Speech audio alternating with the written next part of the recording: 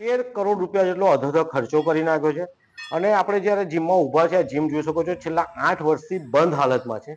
તમામ સાધનો છે ધૂળ ખાઈ રહ્યા છે.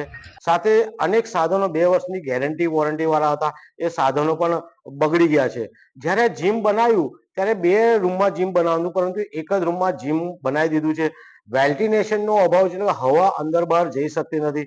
અને જે રીતના હમણાં VSF સંસ્થા દ્વારા જણાવવામાં આવ્યું કે સૌથી મોટામાં મોટો વીજ કનેક્શન જે લેવાનું છે, હેવી વીજ કનેક્શન, એ હેવી વીજ કનેક્શન પણ લીધું નથી, જેના કારણે જીમ શરૂ થઈ શકતું નથી.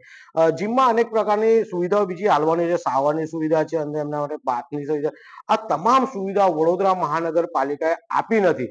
અને જોવા જઈએ તો જે રીતે ભ્રષ્ટાચાર વડોદરા મહાનગરપાલિકામાં ફૂલ્યો ફાલ્યો છે, ચાલુ જ છે. અને એના કારણે ફટાફટ 13 કરોડ રૂપિયા વાપરી નાખ્યા, પરંતુ જનતાને એમના આરોગ્યની સુખાકારી માટે જે જીમ બન્યું હતું, એ જીમ હજુ સુધી ચાલુ થયું નથી.